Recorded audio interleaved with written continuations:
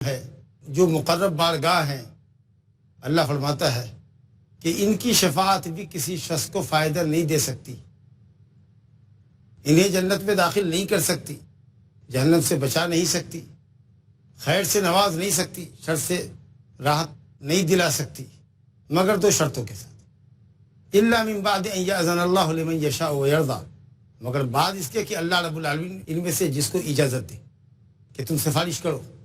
اجازت سے پہلے یہ کسی کے حق میں سفارش کرنے والے ہی نہیں، ان کو اس بات کا ارادہ ہی نہیں ہے، یہ اس کے مجاز ہی نہیں ہے۔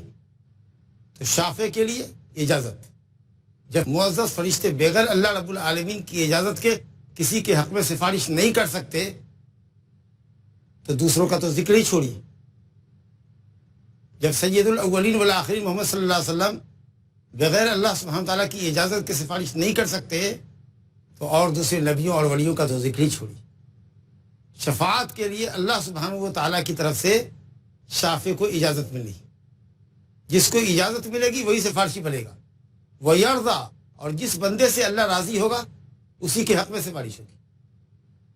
اور اللہ اہل توحید سے راضی ہوتا ہے، جس کے قول اور فعل سے اللہ راضی ہوگا اس کے حق میں سفارش ہوگی۔ اللہ مشرک سے کبھی راضی نہیں ہوتا، کفر کے خاتمے ہی کے لیے تو اللہ تعالیٰ نے اتنے انبیاء اور رسول علیہ السلام کو بھیجا۔ اس لیے شرک اور کفر والوں کے لیے شفاعت کا دروازہ اس نے بند کر دیا۔ انہ من یشرک باللہ فقد حرم اللہ علیہ الجنۃ ومأواہ النار وما للظالمین من انصار، مشرکین کے لیے اللہ کی جنت حرام، ہمیشہ کا ٹھکانہ جہنم، اور ان کے لیے کوئی مددگار بھی نہ ہوگا، کوئی سفارشی بھی نہ ہوگا۔ فما تنفعهم شفاعت الشافعین، سورہ مدثر آیت نمبر 48 میں اللہ کہتا ہے کہ مشرکین کے لیے سفارش کرنے والوں کی سفارشیں کچھ بھی نفع نہیں پہنچائیں گی۔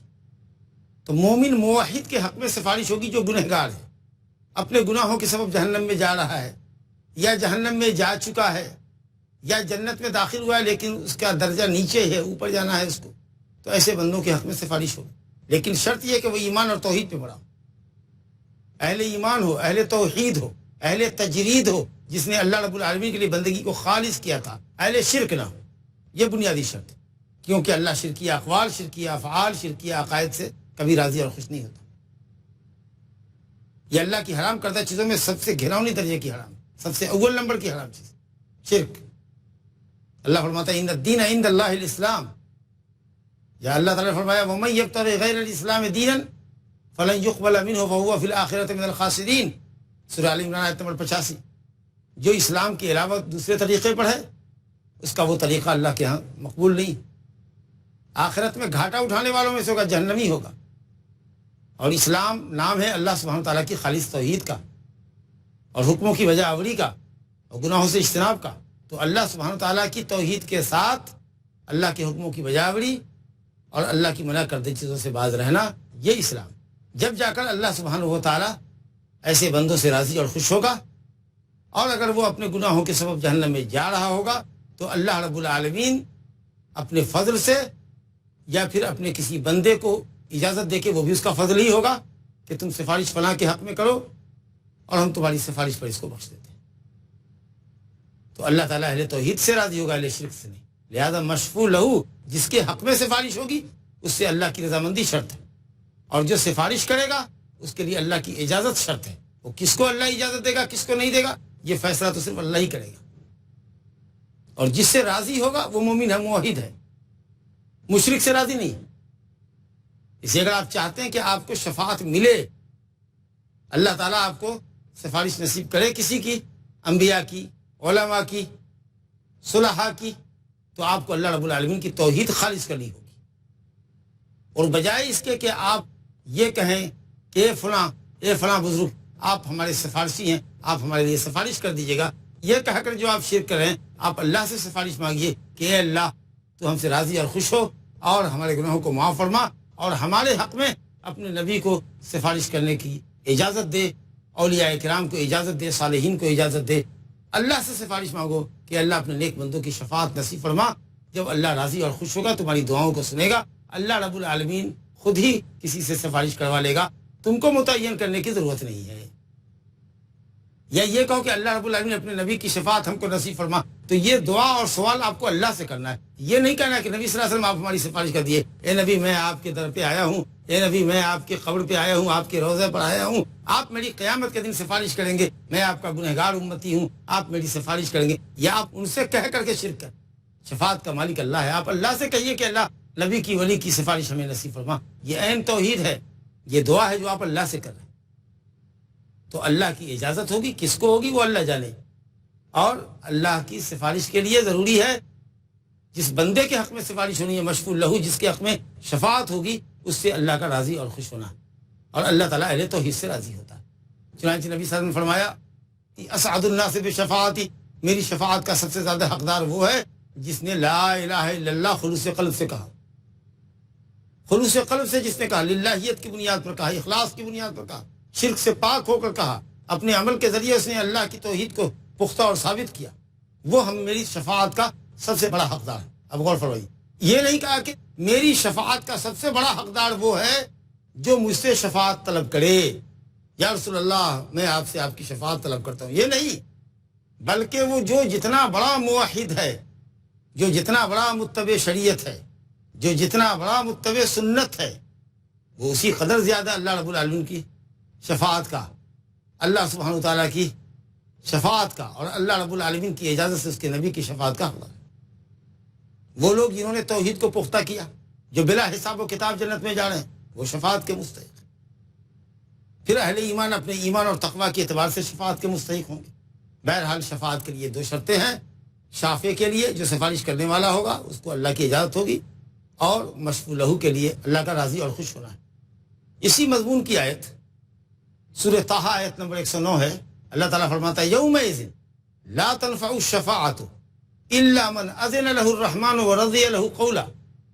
قیامت کے دن یومئذ, یہ جو شفاعت کا خانہ ساز گھڑودا ہے, عقیدہ ہے کہ بزرگان دین سفارش کرتے ہیں جب وہ قبروں میں ہیں, یہ یہاں کوئی سفارش نہیں, قیامت کے دن ہونی ہے. یومئذ, اس دن. دنیا میں کوئی کسی کے لیے سفارش نہیں کرتا. ہاں, آپ زندہ شخص سے دعا کی درخواست کر سکتے ہیں. آپ دعا کیجیے, آپ ہمارے لیے دعا کیجیے, خود دعا کیجیے, روئیے, گڑ گڑائیے, کسی مرد صالح سے دعا کی درخواست کیجیے. لیکن یہ ہے کہ کسی صالح, کسی میت کے پاس جا کے آپ ہماری سفارش کر دیجیے دنیا کے لیے یا آخرت کے لیے, یہ اللہ نے اس کی نفی کر دی. یہ تو شرک ہے. شفاعت ہوگی قیامت کے دن دو شرطوں کے ساتھ. یومئذ لا تنفع الشفاعۃ الا من اذن له الرحمن, سفارش نفع بخش نہیں ہوگی مگر جس کو اللہ اجازت دے, ورضی له قولا, اور جس کے قول سے اللہ راضی ہو, اور اللہ تعالیٰ کلمہ لا الہ الا اللہ اور لا الہ کے تقاضوں کو سمجھنے والے اور لا الہ کے تقاضوں کو پورا کرنے والے سے اللہ راضی ہوتا ہے, نہ کہ مشرک سے راضی ہوتا ہے. اور اس کے بعد ایک عظیم آیت صاحب کتاب نے شفاعت کے تعلق سے ذکر کی ہے. بلکہ علماء نے کہا کہ اگر اس آیت پر آدمی غور کرے, عقل اور فہم سے کام لے, تو شرک کی جڑیں دل سے کٹ جائیں گی. ہم آپ سے یہ سوال کریں کہ ہم اللہ تعالیٰ کی بندگی کیوں کرتے ہیں, تو اس کا سیدھا جواب یہ ہے کہ ہمیں اللہ سے محبت ہے. ہم اللہ تعالیٰ سے امید رحمت رکھتے ہیں, دنیا اور آخرت میں رحمت کی امید رکھتے ہیں, اور ہم اللہ رب العالمین کے عذاب سے, عقاب سے, سب سے بڑا عذاب اس کا جہنم ہے, اس سے پناہ چاہتے ہیں. نفع کی امید میں اور نقصان سے بچنے کے لیے, عذاب سے بچنے کے لیے ہم اللہ کی بات کرتے ہیں. بہت اچھی بات ہے. آپ اگر کسی شخص سے پوچھیں جو کسی بزرگ کی عبادت کرتا ہے, نظر و نیاز چڑھاتا ہے, بھئی کیوں عبادت کرتے ہو, تو نفع کے لیے, یہ ہمیں نفع پہنچائے اور ہم سے تکلیفوں کو دور کرے, اللہ کے پاس ہماری سفارش کرے, یہی جواب دے گا. تو نفع کی لالچ میں آپ اگر اللہ کے علاوہ کی پرستش کر رہے ہیں تو انتہائی عقل اور فطرت سے لگتی ہوئی بات ہے کہ جس شخص سے آپ کسی نفع کی توقع رکھتے ہیں وہ شخص اس نفع سے نوازنے پر قادر ہوگا, مالک ہوگا, جبھی وہ دے گا. اگر مالک نہیں ہوگا تو اس نفع دینے والے کا وہ شیئردار ہوگا, شریک ہوگا, پارٹنر ہوگا. اگر پارٹنر بھی نہیں ہے تو جس مالک کے ہاتھ میں آپ کی ضرورت ہے وہ اس مالک کا معاون و مددگار رہا ہوگا. اور اگر یہ تینوں باتیں نہیں ہیں تو بات آخر میں آئی کہ وہ سفارش کرے گا. انشاءاللہ سلسلہ کلام جاری ہے, ایک مختصر سے وقفے کے بعد حاضر ہوتے ہیں.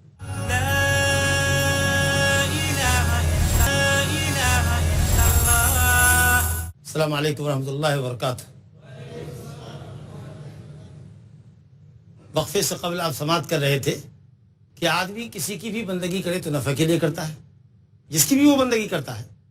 اللہ کے پرستار اللہ سے نفع و نقصان کی امید رکھتے ہیں، حصول نفع کی اللہ سے امید رکھتے ہیں، نقصان کے دفعے کی اللہ سے گزارش کرتے ہیں، اس سے امید رکھتے ہیں کہ وہی تکلیف کو دور کرے گا، اس لیے بات کرتے ہیں. غیر اللہ کے پجاری بھی نفع کی امید رکھتے ہیں.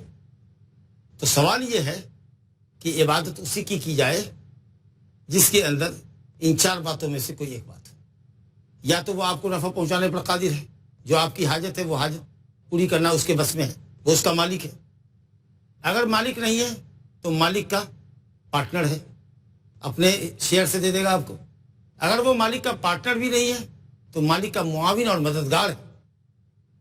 اور اگر یہ تینوں باتیں بھی بالترتیب نہیں ہے تو چوتھی اور آخری بات ہوگی کہ مالک سے سفارش کر دے گا. اس کی امید میں آپ کر رہے ہیں.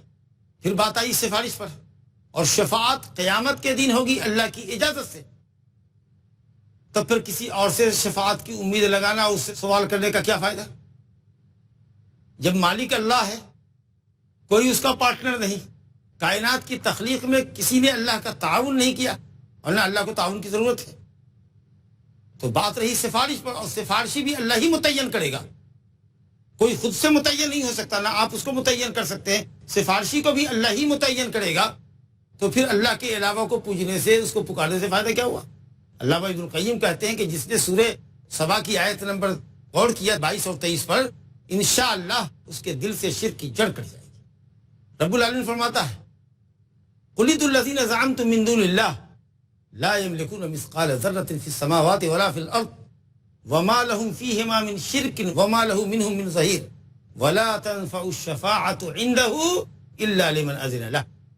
کہیے کہ جن کو تم اللہ کے سوا ولی اور مددگار سمجھ کے پکارتے ہو، لا يملكون مثقال ذرة في السماوات ولا في الأرض، وہ زمین اور آسمان میں ایک ذرے کے مالک نہیں ہے. وما لهم فيهما من شرك، نہ ان کی شراکت زمین آسمان میں، اور نہ ان میں کا کوئی اللہ سبحانہ تعالیٰ کا ظہیر معین مددگار ہے. اللہ کو کسی کے مدد کی کیا ضرورت؟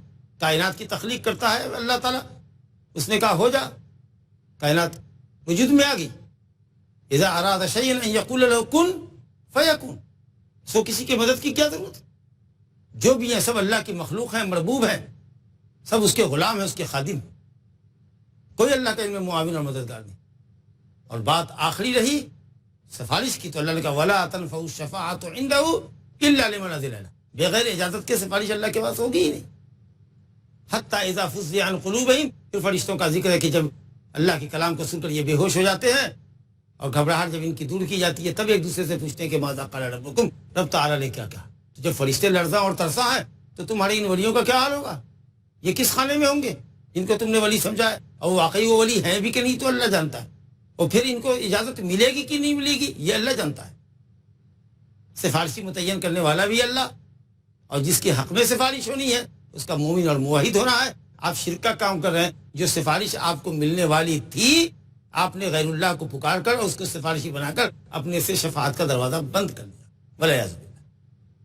بہرحال خلاصے کے طور پر شفاعت کی حقیقت، جیسا کہ امام ابن تیمیہ رحمۃ اللہ علیہ فرماتے ہیں، قرآنی آیات کی روشنی میں یہ ہے کہ سفارش اللہ سبحانہ تعالیٰ کی طرف سے ایک تکریم ہے، جو اپنے بعض بندوں کو اللہ تعالیٰ عزت بخشے گا اور اجازت دے گا کہ تم فلاں فلاں فلاں بندوں کے حق میں سفارش کرو.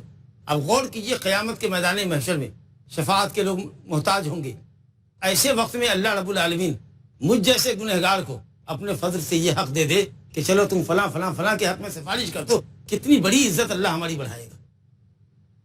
تو اس طریقے سے جس بندے کو اللہ تعالیٰ اجازت دے گا، اپنے اس مومن متقی ولی بندے کو اللہ رب العالمین شفاعت کا حق دے کر اس کی عزت بڑھا دے گا، اور گنہگار شخص سفارش پا کر خوش ہو جائے گا اور جہنم سے بچ جائے گا.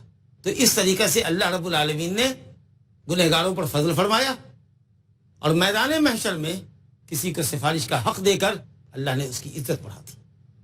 تو اللہ تعالیٰ نبی صلی اللہ علیہ وسلم کی شفاعت ہم کو نصیب فرمائے، اور اللہ رب العالمین ہم لوگوں کو بھی اس لائق سمجھے اپنے فضل سے کہ ہم کو بھی ہمارے رشتہ داروں میں، ہمارے دوستوں میں، ہمارے عقیدے اور منہج کے بھائیوں کے حق میں اللہ سبحانہ تعالیٰ سفارش کی ہمیں اور آپ کو توفیق عطا فرمائے، اجازت عطا فرمائے. تو یہ تکریم ہے اللہ سبحانہ وتعالیٰ کی شافعین بندوں کے لیے کہ تم سفارش کرو، تم سفارش کرو گے تو میں اس کو بخش دیتا۔ اللہ اکبر، کتنی بڑی بات ہوگی۔ آج اگر کوئی حاکم کہے، کوئی گورنر کہے، جی کوئی چیف منسٹر کہے کہ فلاں آدمی اگر 10 آدمی کے حق میں سفارش کر دے گا تو ہم اس کو 10 لاکھ کا لون دیں گے فری آف کاسٹ، یوں تعاون کریں گے، امداد کریں گے، تو سوچئے اس کے ہاں ہزاروں آدمی کی بھیڑ لگ جائے گی، کیونکہ چیف منسٹر نے کہا ہے کہ فلاں سے لکھوا کر لے آؤ گے تو 10 لاکھ کا انعام ملے گا۔ اللہ، کیسی بھیڑ لگے گی۔ اور میدان محشر میں جہاں لوگ ایک ایک نیکیوں کا محتاج ہوں گے، اور اس مقام پر اللہ رب العالمین کسی بندے کو حق دے دے اور کہے فلاں فلاں کے حق میں، متعین بھی وہی کرے گا کہ کس کے حق میں کرنا ہے، اور سفارش کر دو، تو وہ 10 آدمی کے دل میں اس شخص کی جو سفارش اس کے حق میں کرے گا اللہ کی جانب سے، اس کے دل میں کتنی عزت ہوگی، مقام محمود پہ چلا جائے گا، یہ اس کا سینہ خوشی سے پھول جائے گا کہ اللہ نے ہم کو اتنی عزت عطا فرمائی۔ اور شفاعت کا حقدار، جیسا کہ میں نے عرض کیا کہ سب سے زیادہ سفارش کا حقدار وہی ہے جو اللہ سبحانہ تعالیٰ کی توحید کو خالص کرنے والا ہے، شرک سے پاک ہے، پھر ایمان عمل کے اعتبار سے اس کے شفاعت کے درجات ہیں۔ حضرت ابو ہریرہ رضی اللہ عنہ کی ایک حدیث صاحب کتاب نے یہاں نقل کی ہے، صحیح بخاری اور نسائی میں روایت ہے کہ حضرت ابو ہریرہ رضی اللہ عنہ نے پوچھا، یا رسول اللہ من اسعد الناس بشفاعتک یوم القیامہ، اے نبی صلی اللہ علیہ وسلم، اے اللہ کے رسول، قیامت کے دن آپ کی شفاعت کا سب سے بڑا مستحق حقدار کون ہے؟ تو آپ نے فرمایا، اے ابو ہریرہ لقد ظننت، میں سمجھتا تھا کہ اس سوال کے متعلق، پہلا سوال سفارش کا سب سے زیادہ میری شفاعت کا کون حقدار ہے، یہ سوال سب سے پہلے تم ہی کرو، عالم الغیب تھے آپ؟ نہیں، آگے ذکر ہے لما علمت من حرصک علی الحدیث، کیونکہ حدیث جاننے کے لیے تمہاری حرص، لالچ اور رغبت کو میں جانتا ہوں کہ تم کو حدیث معلوم کرنے کی بڑی رغبت ہے، بڑی لالچ، تم مسائل دریافت کرتے ہو۔ نبی صلی اللہ علیہ وسلم نے حضرت ابو ہریرہ کے علم حدیث کی رغبت اور حرص کی تعلق سے گواہی دی کہ ابو ہریرہ کو سب سے زیادہ حدیث جاننے کی رغبت اور حرص ہے۔ اللہ، اس علم کی رغبت اور حرص کی وجہ سے میں سمجھتا تھا کہ یہ سوال سب سے پہلے تم ہی کرو گے، اور تم نے کیا بھی۔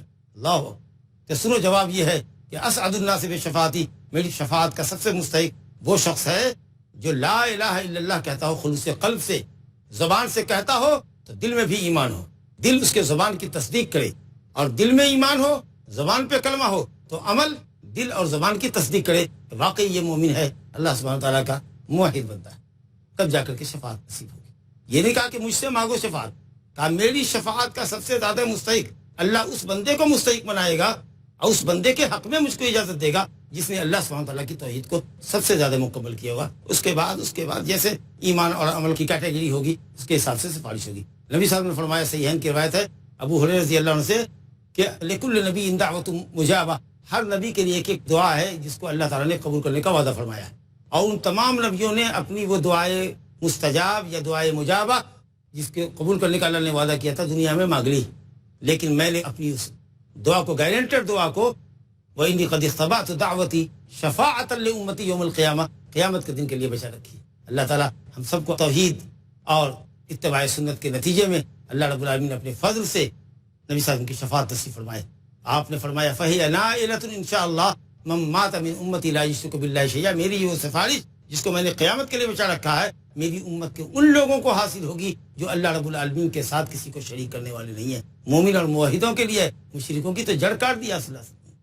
لہذا جب آپ اللہ کی توحید کو پختہ کریں گے اور بلا شرکت غیر اللہ کی بندگی کریں گے، دعا حاجت مناجات اللہ سے کریں گے، رجا اور خوف اللہ سے رکھیں گے، توکل اس پہ کریں گے، تب جا کر اللہ رب العالمین آپ کو نبی صلی اللہ علیہ وسلم کی شفاعت نصیب فرمائے گا۔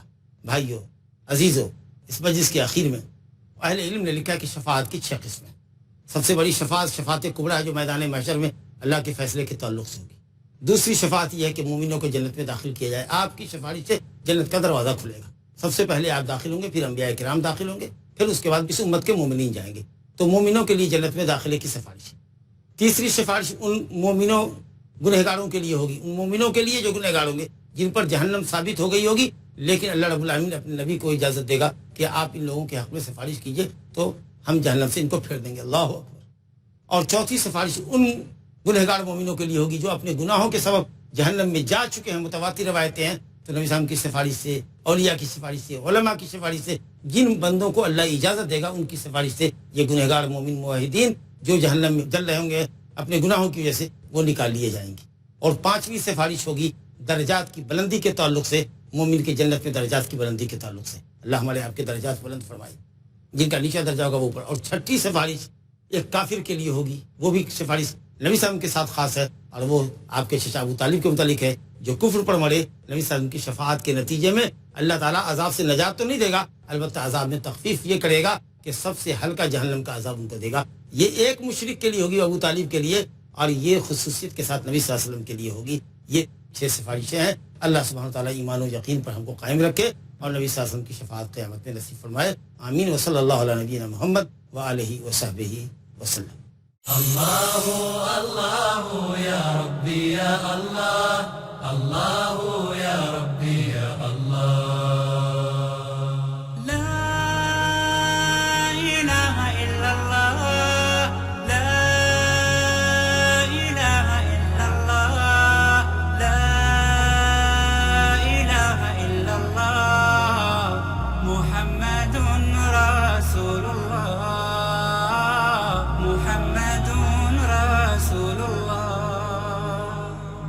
أرجو رضاك يا الله، أنت الرحيم يا الله، هبني عطاك يا الله، أنت الكريم، منك العطاء